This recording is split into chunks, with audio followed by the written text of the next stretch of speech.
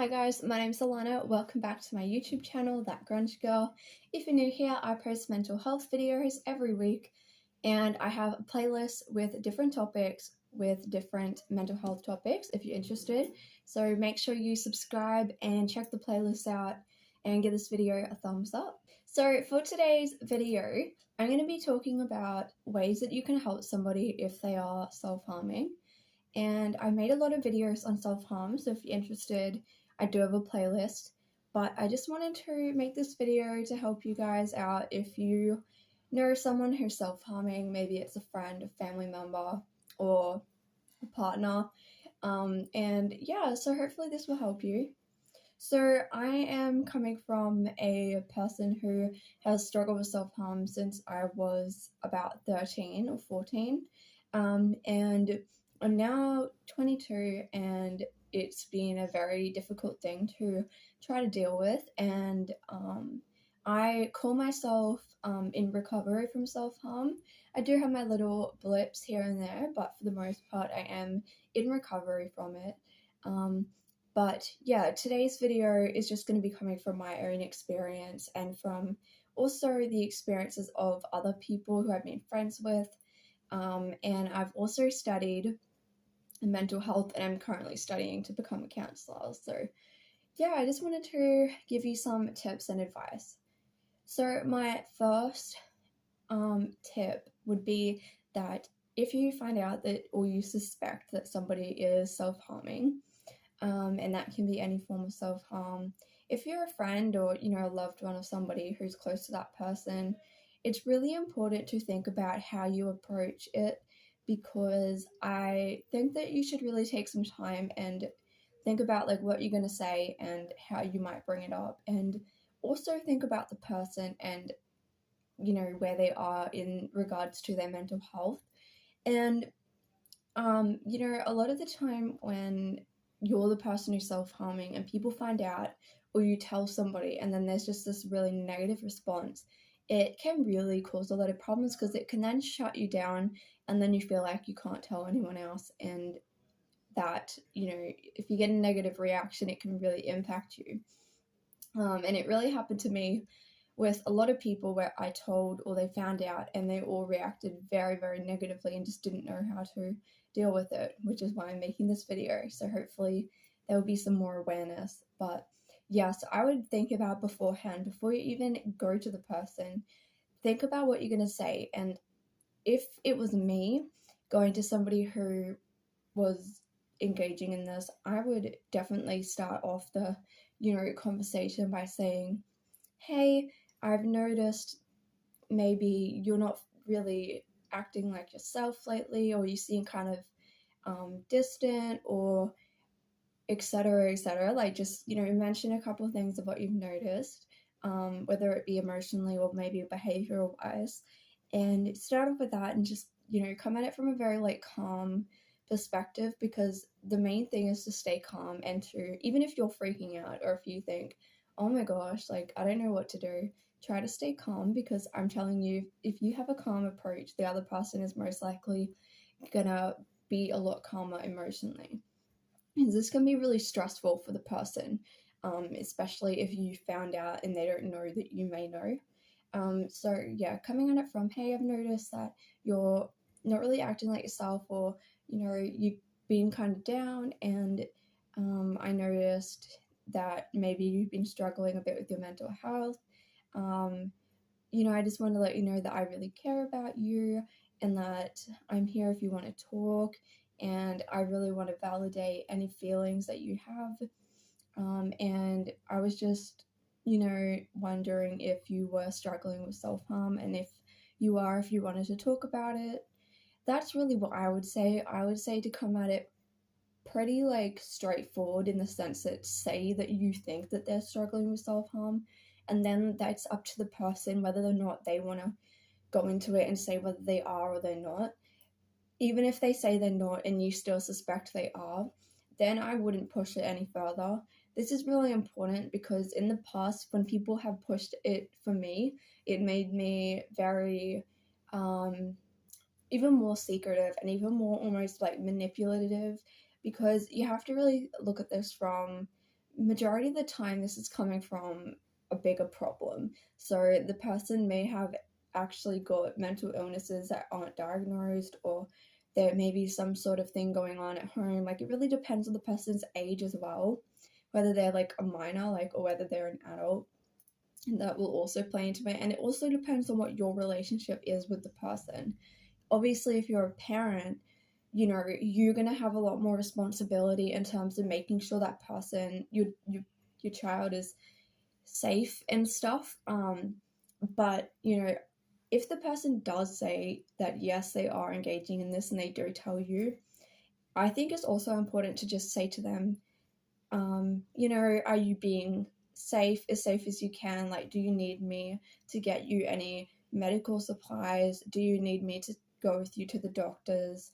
Can you like let me know? And this again depends on your age. Obviously, if you're a teenager and your friend, this is not your responsibility. But if you're a parent or an adult, you know, or a friend of someone who's an adult, I would say offer to even go with them to the doctors, or say to them, you know, if you need to ever go to emergency or you think it's an emergency, please let me know and I can go and support you.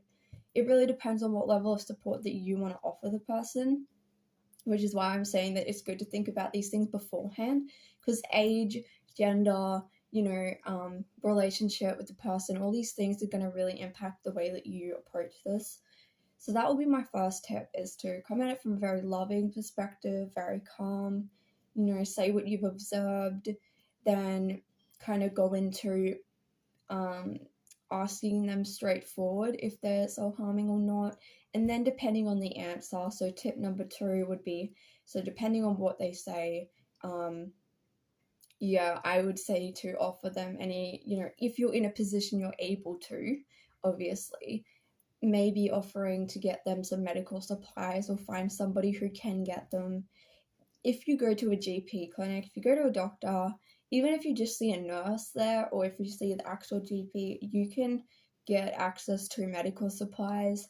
And normally, if you go to a GP and they know that you are struggling with this, they will actually, sometimes they may ask to actually look, but it really depends on the GP, and you don't have to show a doctor, but obviously they have duty of care. But in my experience, normally a nurse or somebody who works in the clinic will give you just some like medical supplies, and they may even like help you, like tell you what to do in regards to the type of self-harm that you're doing. So just to make sure that you're being safe and as safe as you can, because obviously things like, you know, medical complications are really dangerous.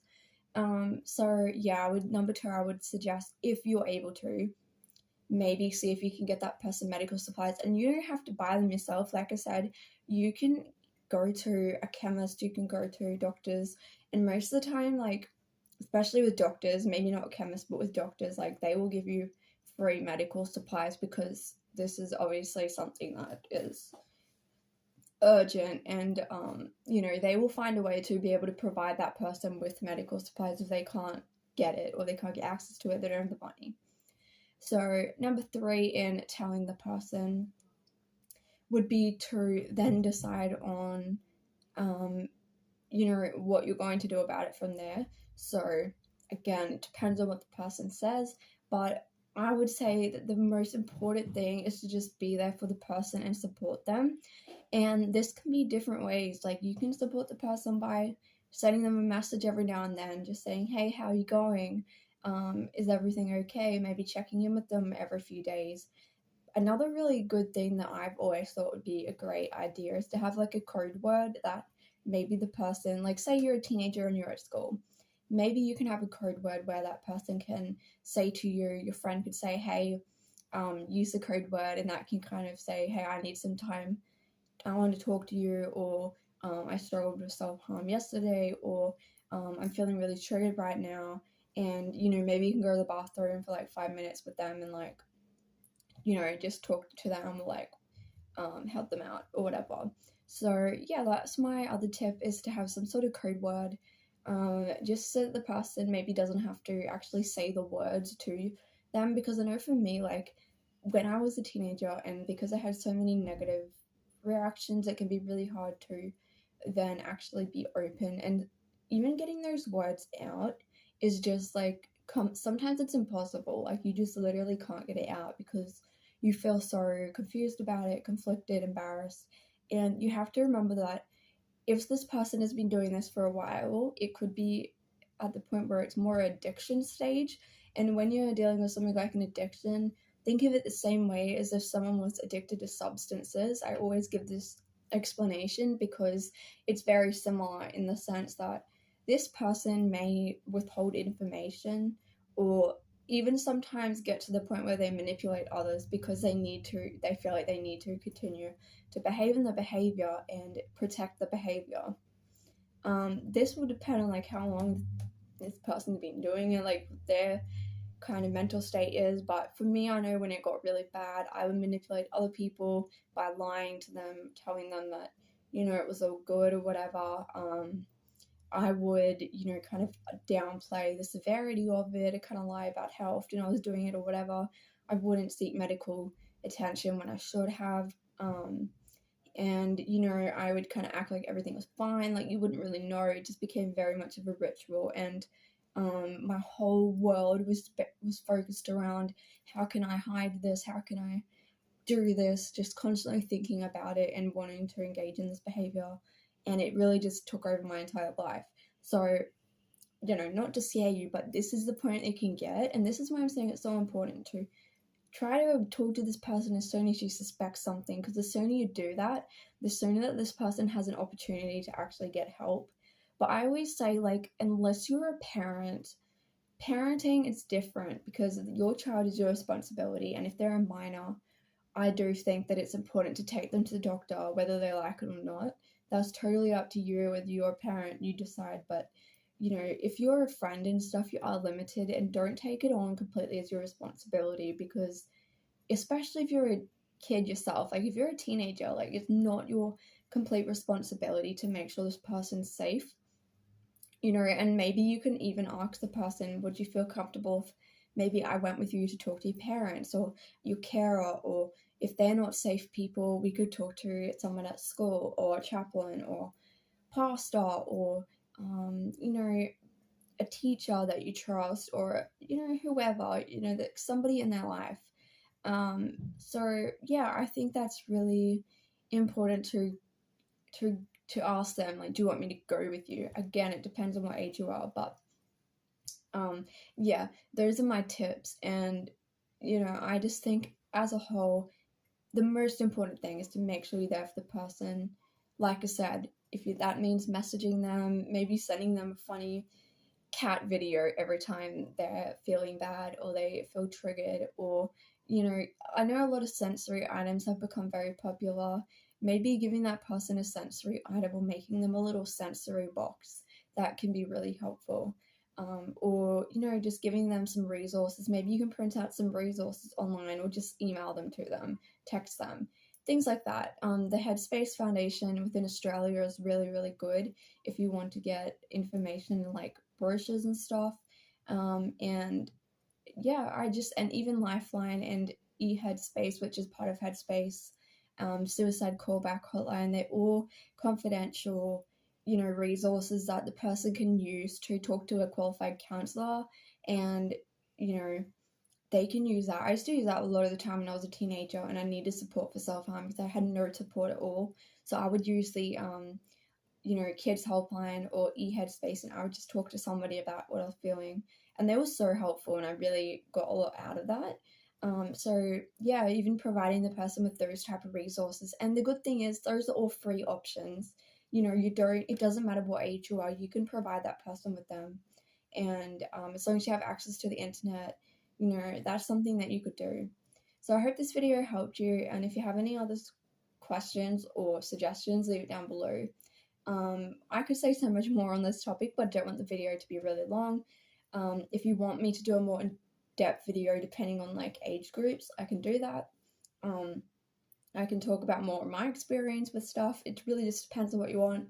But yeah, leave a comment down below, and I will see you in my next video. Bye.